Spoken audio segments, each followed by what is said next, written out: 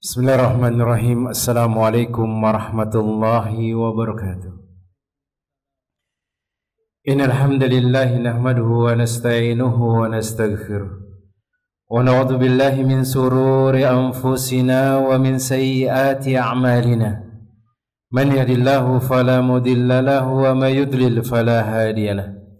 Wa asyhadu an la ilaha illallah wahdahu la syarika lahu. Lahul mulku wa lahul hamdu wa huwa ala kulli syai'in qadir. Wa asyhadu anna Muhammadan abduhu wa rasuluhu wa habibuhu wa khaliluhu. Salawatu rabbi wa salamuhu alaihi wa ala alihi wa ashabihi wa man ihtada bihudahu ila yaumiddin. Yauma la yanfa'u malun wa la banun illa man atallaha biqalbin salim. Masyarul muslimin wal muslimat jemaah yang semoga dirahmati oleh Allah Rabbul Alamin. Segala puji dan puji syukur senantiasa kita ucapkan kepada Allah Rabbul Alamin. Kita memuji dan memujinya, bersyukur atas limpahan berkah yang diberikan oleh Allah Tabaraka wa Ta'ala kepada kita jemaah. Kemudian selawat beriring salam kita ucapkan kepada Nabi kita Muhammad bin Abdullah sallallahu alaihi wasallam.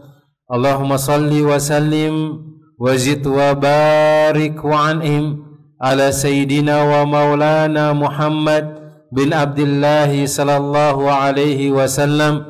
Ya Allah, semoga salawat beriring salammu, tambahan berkah dan nikmatmu senantiasa tercurahkan kepada hamba kekasihmu ya Allah, kekasih kami ya Allah, junjungan kami ya Allah, Muhammad bin Abdullah sallallahu alaihi wasallam.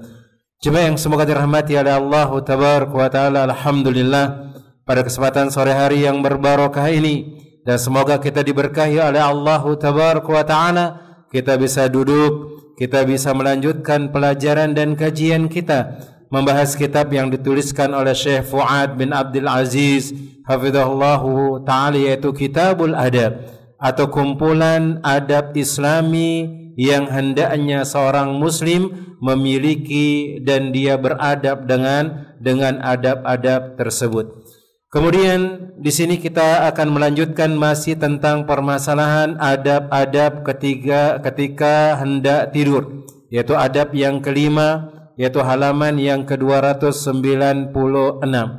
Maka beliau mengatakan di sini, ketika ada seorang yang bermimpi, apa yang sebaiknya ia ucapkan dan apa yang sebaiknya ia lakukan?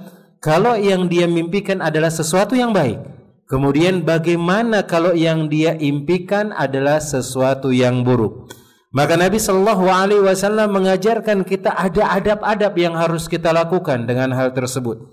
Maka di antaranya kata Nabi sallallahu alaihi wasallam atau disebutkan oleh Syekh Abdul Aziz, maka beliau mengatakan apa yang dilihat oleh seseorang ketika dia tidur bisa jadi impinya itu adalah mimpi biasa, atau mungkin juga bisa jadi dia adalah ru'yah, yaitu ilham dari Allah Tabaraka wa Ta'ala. Adapun ru'yah ini maka datang dari Allah Tabaraka wa Ta'ala, sedangkan mimpi biasa, mimpi yang kita tersiksa di sana, kemudian kita diganggu, kita dibunuh misalnya, atau mungkin kita dapat celaka, maka jelas itu adalah datangnya dari syaitan. Dan ini disebutkan oleh Nabi sallallahu alaihi wasallam jemaah, yaitu sebuah hadis yang berasal dari Abu Qatadah radhiyallahu taala anhu. Maka beliau mengatakan, Nabi sallallahu alaihi wasallam bersabda, ar-ru'ya as-salihatu minallah, maka mimpi yang baik itu berasal dari Allah, wal hulumu minasyaitan, sedangkan mimpi buruk atau mimpi biasa itu berasal dari syaitan. Fa idza halama ahadukum huluman wa yakhafuhu falyabsuk an yasarihi. Maka jikalau ada di antara kalian yang dia mimpi, yaitu mimpi yang menakutkan, mimpi yang membuat dia celaka, Nabi sallallahu alaihi wasallam mengajarkan kita, ayo engkau berludah atau meludah ke arah kirinya engkau. Wal yata'awwad billahi min syarriha, Kemudian dia berdoa kepada Allah Tabaraka wa Ta'ala dari keburukan mimpi tersebut. Fa innaha la tadurruhu. Maka sesungguhnya mimpi itu tidak akan memudaratkannya. Maka di sini Nabi Shallallahu Alaihi Wasallam mengajarkan kita ketika kita mimpi buruk itu sejatinya nggak ada sih sebenarnya memburukkan kita dari sana. Yang akan memudaratkan kita itu sekedar takut-takut atau menakut-nakutinya setan kepada kita jemaah. Sehingga kita akan terus berprasangka buruk kepada Allah Tabaraka wa Ta'ala. Atau mungkin kita akan was-was dengan hal tersebut. Karena Nabi Shallallahu Alaihi Wasallam melarang kita untuk was-was, apalagi kita takut dengan apa yang kita dapati dari mimpi tersebut. Karena sejatinya jemaah yang semoga dirahmati oleh Allah Jalla Jalaluhu, semua yang kita akan hadapi, semua yang kita akan alami, Allahu Rabbul Alamin telah tuliskan 50.000 tahun sebelum dunia atau langit dan bumi ini diciptakan oleh Allah Tabaraka wa Ta'ala. Itu sudah berabad-abad sebelum kita diciptakan oleh Allah, beratus-ratus juta tahun yang lalu sebelum kita diciptakan oleh Allah, sudah ada takdir yang dituliskan oleh Allah Rabbul Alamin.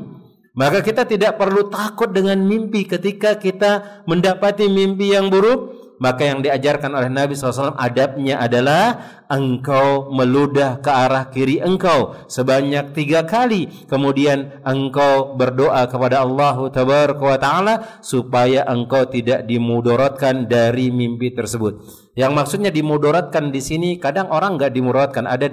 Dia dapat mimpi dipatok ular misalnya. Akhirnya dia mengatakan, oh nanti dia akan celaka. Ini yang dikhawatirkan oleh Nabi SAW. Dia akan dimudaratkan dengan pikirannya yang terus terpikir di dalam pikirannya tersebut, sehingga dia khawatir melakukan ini dan yang lainnya.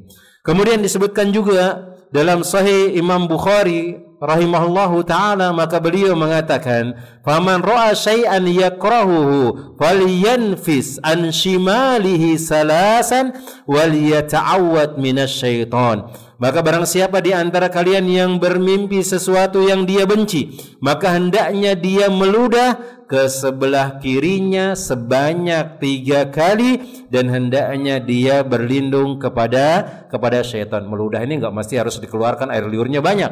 Ada yang mau ngeludah dikeluarin dulu kemudian dibuang, enggak.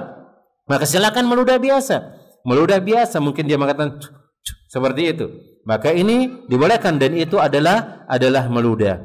Kemudian disebutkan juga dalam riwayat Imam Muslim, ar-ru'ya as-salihah minallahi wa ru'ya as-saw'u minasyaitan.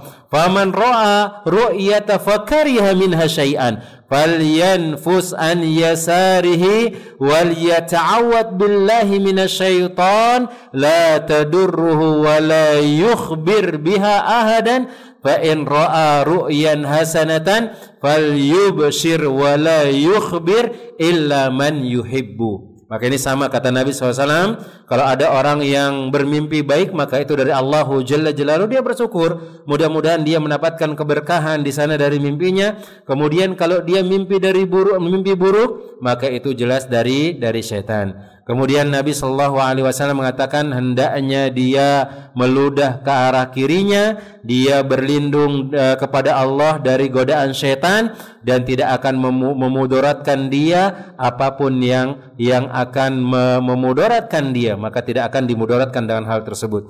Kemudian Nabi SAW mengatakan, kalau engkau bermimpi mimpi yang baik, maka boleh engkau ceritakan ke orang lain, tapi kepada orang yang engkau sayangi. Berarti di sini bisa diambil faedah, boleh menceritakan mimpi kita, tapi khusus ke orang-orang yang kita anggap dia bisa memberikan solusi, bisa memberikan mungkin saran dan yang lainnya, bukan kepada orang-orang yang dengki dan yang lainnya. Karena enggak semua orang itu senang ketika kita cerita, oh tadi malam saya bermimpi saya diberikan uang sekian oleh Allah Tabaraka wa Ta'ala. Enggak semua orang itu senang dengan mimpi kita. Maka kita ceritakan kepada sahabat-sahabat kita yang mereka ketika mendengar kabar tersebut, dia mengatakan, semoga Allah Jalla Jalaluhu memberikan kebaikan kepada engkau dan yang lainnya. Kemudian diriwayatkan pula dari Imam Muslim dari Jabir bin Abdullah radhiyallahu taala anhu, falyabsuq an yasarihi salasan wal yasta'id billahi minasyaitani salasan wal yatahawwal an janbihi alladhi kana alaihi. Maka Nabi sallallahu alaihi wasallam mengajarkan di sini dari hadis Jabir bin Abdullah, beliau mengatakan hendaknya dia meludah ke arah kirinya sebanyak 3 kali. Kemudian hendaknya dia meminta perlindungan kepada Allah dari godaan setan 3 kali. Kemudian hendaknya dia merubah posisi tidurnya. Kalau yang tadi itu dia arah sebelah kanan, maka dia rubah arah sebelah kiri. Kemudian juga diriwayatkan dari Imam Muslim dari Abu Hurairah radhiyallahu taala anhu, fa in ra'a ahadukum ma yakrahu falyusalli wa la yuhaddis bihan nas. Kemudian jikalau seorang di antara kalian yang dia bermimpi dengan sesuatu yang tidak dia sukai, maka hendaknya dia bangun, kemudian dia mengerjakan sholat, dan jangan ceritakan mimpinya tersebut kepada orang lain. Karena kadang-kadang orang lain ini ngasihkan saran tuh aneh-aneh, bahkan nakut-nakutin kita. Apalagi kalau ibu-ibu sudah mulai cerita di media sosial, itu kadang nggak mendatangkan solusi jemaah. Tambah dia mengatakan, oh iya kemarin saya juga mimpi kayak seperti itu. Ternyata keluarga saya ada yang mati. Akhirnya kepikiran.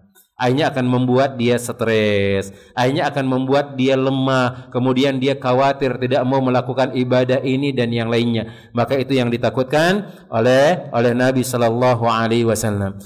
Maka hadis-hadis yang disebutkan di atas sekalian memiliki banyak jalur periwayatannya, mengandung beberapa faedah, di antaranya bahwasanya mimpi itu bisa jadi adalah mimpi yang baik dan mungkin pula merupakan mimpi yang jelek pula.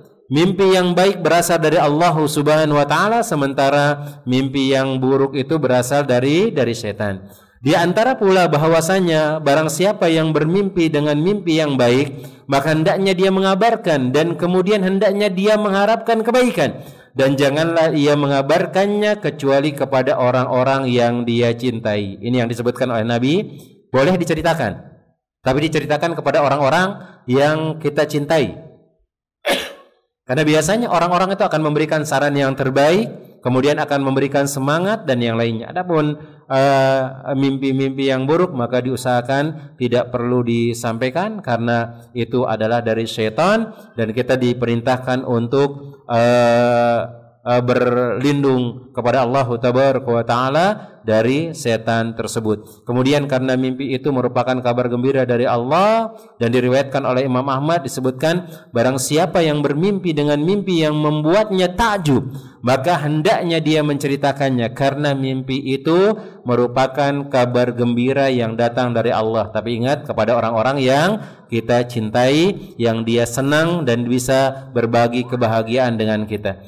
Kemudian di antaranya pula jemaah yang semoga dirahmati oleh Allah Jalla Jalaluhu, barang siapa yang bermimpi tentang sesuatu yang membuatnya takut, maka disunnahkan baginya untuk meludah tipis ke arah sebelah kirinya sebanyak 3 kali. Kemudian memohon perlindungan kepada Allah Jalla Jalaluhu dari godaan syaitan yang terkutuk atau dari kejelekannya. Dan jika ia mengulanginya sebanyak 3 kali, maka itu lebih utama. Kemudian hendaknya dia berpindah posisi dari posisi tidur dari posisi tidur semula, dan jika dia bangun untuk sholat, maka itu lebih utama lagi. Jika ia melakukan sebagiannya saja, sebagaimana yang disebutkan dalam hadis-hadis di atas, maka sesungguhnya atau sungguh syaitan, yaitu mimpinya tidak akan memudaratkannya, serta janganlah ia menceritakan mimpi buruk kepada siapapun. Gak perlu diceritakan, kita aja yang tahu. Atau kalau pengen diceritakan, ya ceritakan kepada suami, ceritakan kepada istri, atau mungkin ketika kita ingin meminta saran, maka silakan kita sampaikan dan ceritakan kepada orang-orang yang bisa memberikan kita saran dan seterusnya. Kemudian jemaah yang semoga dirahmati oleh Allah Rabbul Alamin, yang keenam di antara adab-adab ketika tidur. Maka di sini disebutkan oleh Syekh Abdul Aziz, beliau mengatakan dimakruhkan tidur dengan tengkurap. Diriwayatkan dari Takhfa Al-Ghifari radhiyallahu taala anhu, salah seorang di antara ashabus sufa, yakni sahabat Nabi SAW yang tinggal di masjid Nabi SAW, beliau berkata, ketika aku tidur di masjid pada akhir malam, seseorang mendatangiku sedangkan aku tidur dalam kondisi atau posisi tengkurap. Kemudian ia menggerakkanku dengan kakinya, kemudian mengatakan, bangunlah. Ini adalah posisi tidur yang dimurkai oleh Allah. Kemudian aku mengangkat kepalaku, ternyata orang tersebut adalah Nabi sallallahu alaihi wasallam yang sedang berdiri di dekat kepalaku. Maka tidur tengkurap itu adalah sesuatu yang dimakruhkan. Kemudian dalam riwayat Ibnu Majah disebutkan ada apa dengan kondisi tidur seperti tidur tengkurap tersebut. Maka ini adalah posisi tidur yang dibenci atau dimurkai oleh Allah Tabaraka wa Ta'ala. Maka hadis ini jelas merupakan larangan tidur dengan tengkurap. Dan Allah Subhanahu wa Ta'ala sangat membencinya. Dan setiap perbuatan yang dibenci oleh Allah, maka hendaklah kita jauhi. Adapun sebab dibenci tidurnya tengkurap ini diterangkan dalam hadis yang dibawakan dari Abu Dzar Al-Ghifari radhiyallahu taala anhu. Maka ia mengatakan, Nabi sallallahu alaihi wasallam melewatiku sementara aku sedang tidur tengkurap, maka beliau pun kemudian menggerakkan badanku dengan kakinya. Kemudian beliau mengatakan, wahai Junaidib, sesungguhnya tidur seperti ini adalah tidurnya penghuni neraka.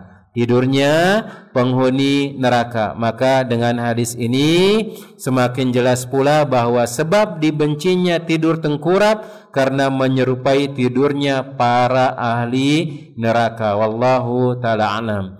Kemudian yang berikutnya jemaah yang semoga dirahmati oleh Allah Tabaraka wa Ta'ala, yang ketujuh, makruhnya tidur di teras rumah di atasnya tanpa adanya pembatas, kayak pelapon misalnya, yang dia nggak ada pembatas sama sekali, kayak lantai biasa nggak dikasihkan pagar, maka ini makruh hukumnya.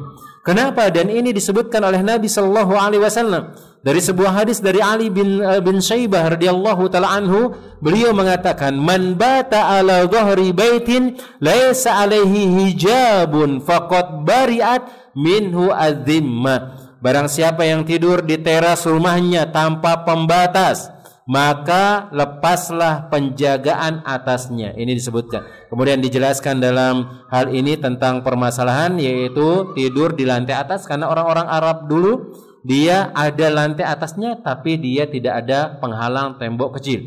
Akhirnya dia tidur di bawah langit tanpa ada atap sambil melihat mungkin indahnya rembulan, indahnya cahaya bintang. Akan tetapi ini ternyata dilarang oleh Nabi Sallallahu Alaihi Wasallam. Di antara alasannya yang disebut di sini, dikhawatirkan ketika dia bangun dia masih belum sadar, kemudian dia berjalan dan dia jatuh dari atap rumah tersebut dan akan membahayakan dirinya. Kemudian yang berikutnya jemaah yang semoga dirahmati oleh Allah Tabaraka wa Ta'ala, yang berikutnya adalah yang ke-8, doa-doa ketika bangun dari tidur. Dan ini sangat dianjurkan oleh Nabi Sallallahu Alaihi Wasallam dan sangat dianjurkan pula untuk kita ajarkan kepada anak-anak kita. Maka disyariatkan ketika bangun dari tidur untuk berdoa membaca ayat-ayat Al-Quran. Dan kami akan menyebutkan beberapa di antara amalan-amalan tersebut, kata beliau.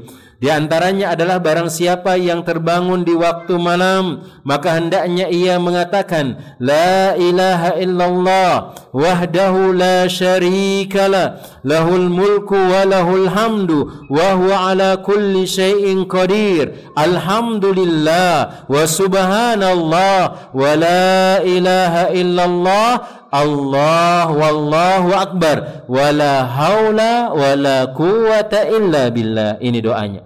Maka dia mengatakan, tiada ilah yang berhak disembah kecuali Allah, tidak ada sekutu baginya, maka dia yang memiliki kerajaan, yang memiliki kekuasaan, dia yang memiliki pujian, tidak ada atau dia yang maha kuasa atas segala sesuatu. Kemudian segala puji bagi Allah, maha suci Allah, tidak ada yang berhak diibadahi dengan benar kecuali Allah, maha besar Allah, dan tidak ada daya dan kekuatan kecuali dengan pertolongan Allah Rabbul Alamin. Kemudian disebutkan juga dari riwayat Ubadah bin Samit radhiyallahu taala anhu dari Nabi sallallahu alaihi wasallam, maka beliau bersabda, barang siapa yang terbangun dari tidurnya di malam hari, maka ucapkan la ilaha illallah wahdahu la syarikalah lahul mulku wa lahul hamdu wa huwa ala kulli syai'in qadir, sampai yang kita sebutkan hadis di atas.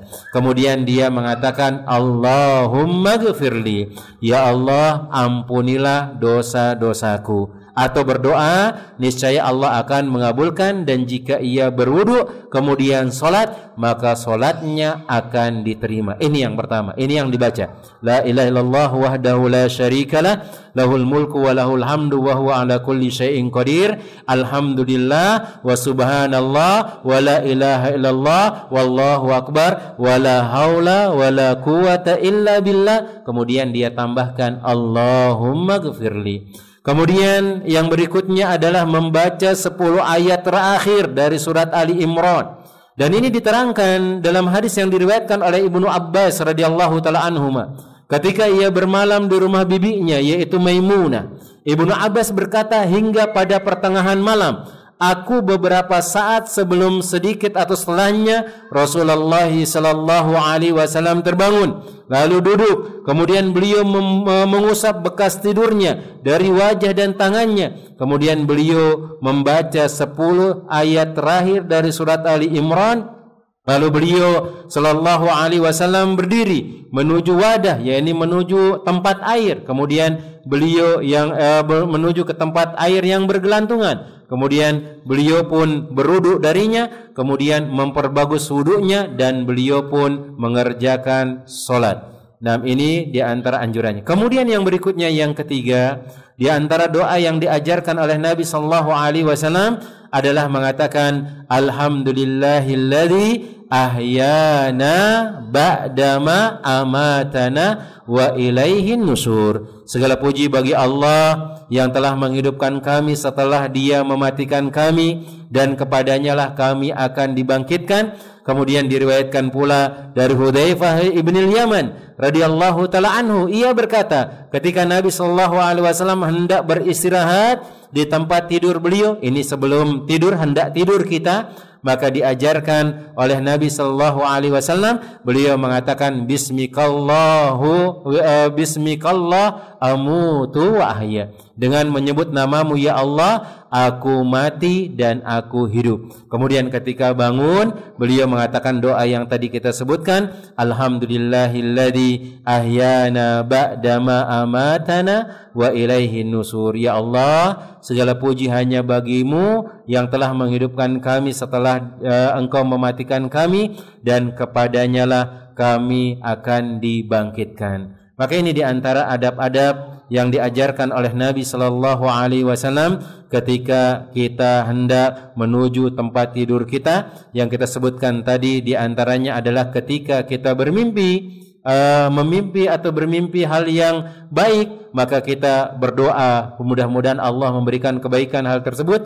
Maka ketika kita bermimpi buruk, jelas itu berasal dari syaitan. Kemudian kita dianjurkan untuk meludah ke arah kiri kita sebanyak 3 kali. Kemudian kita berlindung kepada Allah tabaraka wa taala dari setan yang terkutuk tersebut. Kemudian itu tidak akan memudaratkan kita selama-lamanya. Kemudian yang berikutnya, dimakruhkan tidur dengan posisi tengkurap. Maka ini dilarang oleh Nabi sallallahu alaihi wasallam. Bahkan disebutkan ini adalah cara tidurnya penghuni neraka, dan hadisnya adalah hadis yang sahih, diriwayatkan oleh Ibnu Majah, disahihkan oleh Syekh Al-Albani rahimahullahu taala. Kemudian yang berikutnya adalah dimakruhkan tidur di lantai yang tidak ada pembatasnya, terutama di loteng atau di atap misalnya. Maka jangan sampai dia tidur di sana karena akan membahayakan dirinya. Bisa jadi dia tidak sadar, karena biasanya orang ketika dia bangun, langsung bangun, dia masih tidak sempurna kesadarannya. Kemudian mungkin dia akan sempoyongan misalnya, dan dia akan tergelincir dan dia jatuh, dan bisa membuat dia termudarati atau akan mendapatkan sesuatu yang akan menyakitkan untuknya. Kemudian yang berikutnya adalah ketika kita hendak bangun dari tidur atau hendak tidur, maka Nabi sallallahu alaihi wasallam mengajarkan kita doanya. Di antaranya ketika kita bangun tengah malam mengatakan la ilaha illallah wahdahu la syarikalah, lahul mulku wa lahul hamdu wa huwa ala kulli syai'in qadir. Alhamdulillah wa subhanallah wa la ilaha illallah wallahu akbar, la haula wa la quwwata illa billah. Kemudian mengatakan Allahumma ghfirli. Kemudian ketika bangun pula Nabi SAW mengatakan alhamdulillahilladzi ahyana ba'dama amatana wa ilaihin nusur. Kemudian kalau hendak tidur bismikallahumma amutu wa ahya atau bismikallah amutu wa ahya. Ini boleh. Kemudian dia bangun seperti doa yang kita sebutkan tadi. Nama Allah Ta'ala alam bisawab. Jemaah, mungkin ini yang dapat Ana sampaikan untuk perjumpaan kita kali ini, dan insyaallah nanti kita akan lanjutkan di perjumpaan yang berikutnya. Dan sebelum kita tutup, mungkin ada pertanyaan berkaitan dengan tema atau mungkin ada yang mau ditanyakan. Tafadhol. Mungkin ada yang mau ditanyakan.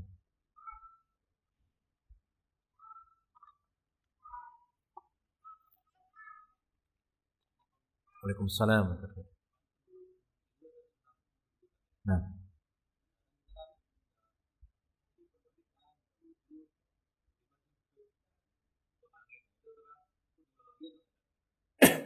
Nah, di sini ada pertanyaan, dan ini sudah lewat kita bahas di awal-awal tentang masalah adab tidur, karena kita hari ini melanjutkan dari nomor 5. Di antara adab-adab tidur adalah hendaknya seorang itu berwudu. Dan Nabi Shallallahu Alaihi Wasallam mengingatkan kepada kita, di antara faedah seorang itu berwudu kemudian dia tidur, kemudian ditakdirkan mungkin dia meninggal dunia, kata Nabi Shallallahu Alaihi Wasallam, kana mata alal fitrah, maka dia akan meninggal dalam kondisi fitrah. Dia menghadap Allah Tabaraka wa Ta'ala, diampuni dosa-dosa kecilnya oleh Allah Tabaraka wa Ta'ala, dan dia dalam keadaan suci. Kemudian bagaimana ketika kita sudah berwudu, naik ke atas ranjang, lagi sambil ya megang-megang HP misalnya, persiapan tidur, kita kentut. Apakah dianjurkan untuk berwudu lagi? Jelas. Kalau dianjurkan, jelas dianjurkan untuk berwudu lagi, cuman nggak wajib. Kalau tidak memberatkan antum, maka silahkan berwudu. Kalau memberatkan, maka silahkan tidak perlu berwudu, maka tidak jadi masalah. Wallahu ta'ala alam bissawab.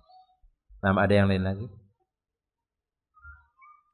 Di sini ada pertanyaan. Assalamualaikum, tadi Ustaz jelaskan jika bermimpi buruk maka hendaknya bangun lalu sholat. Sholat apakah yang dimaksud Ustaz? Apakah bisa digabungkan dengan sholat malam, tahajud, witir, atau harus dengan niat masing-masing? Sholat mutlak, jemaah.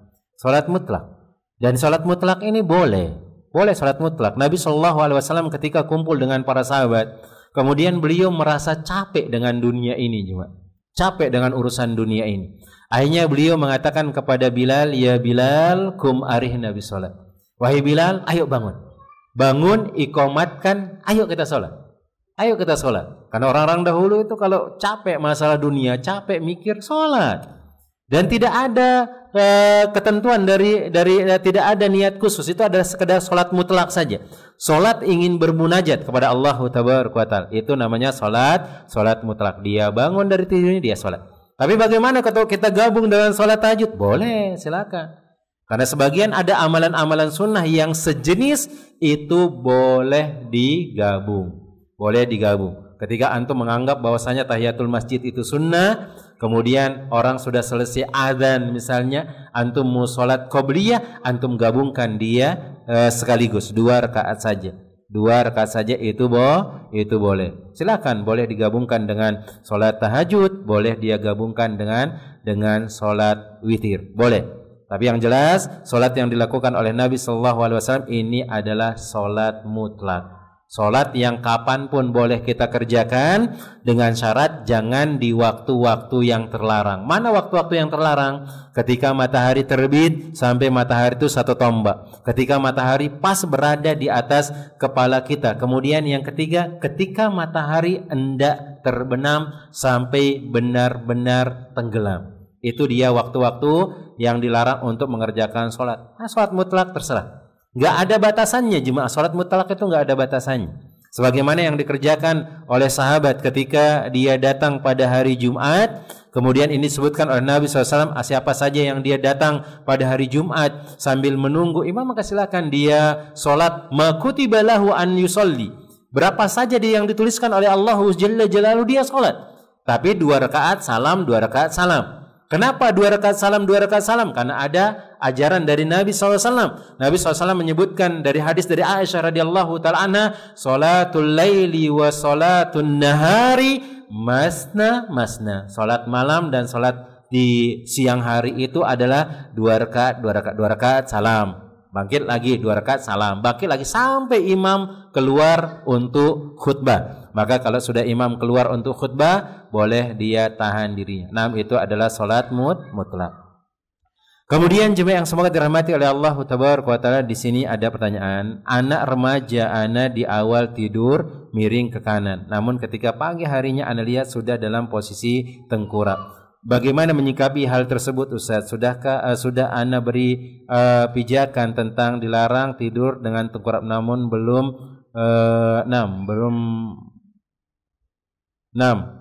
Di sini bagaimana jemaah? Kadang-kadang orang kadang-kadang orang enggak sadar ya dengan hal tersebut.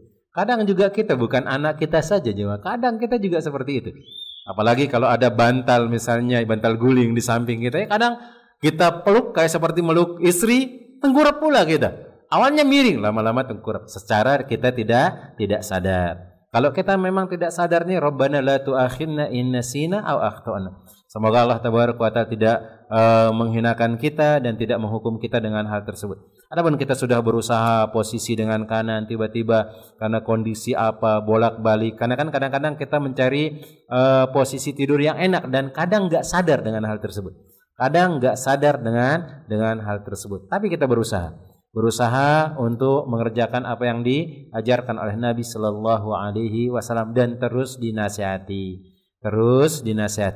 Karena yang diajarkan tidur sebelah kanan, kemudian kasihkan dia kenapa kok tidur sebelah kanan itu diajarkan. Pertama, supaya nanti jantungnya yang sebelah kiri itu istirahat dulu, biar enggak terlalu capek, kemudian lambungnya juga istirahat. Sampaikan ada hadis Nabi SAW yang menyebutkan hal tersebut. Kemudian sampaikan juga tentang medis juga ada.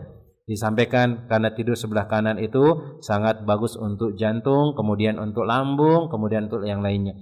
Maka nanti kalau memang dia tiba-tiba berubah ke arah kiri misalnya, maka itu bukan berarti kita menyelisih sunnah lah jemaah. Kita tidak menyelisih sunnah. Bahkan Nabi SAW menganjurkan kita, kalau kita tidur arah sebelah kanan, kita mimpi buruk, rubah arah tidurnya ke arah sebelah kiri dan seterusnya. Kalau kita tidak sengaja dengan hal tersebut, semoga Allah Tabaraka wa Ta'ala mengampuni dosa kita. Kemudian kita terus ajarkan kepada anak kita. Jangan bosan mengajari anak kita jemaah. Sampai kapan mengajari dia? Sampai kita mati jemaah. Sampai kita mati, karena dia adalah ladang pahala kita yang akan mendoakan kita ketika kita meninggal dunia dan akan terus mengalir pahala dari dirinya apa yang kita ajarkan dari kebaikan. Namallahu ta'ala alam bisawab. Mungkin ada yang lain lagi.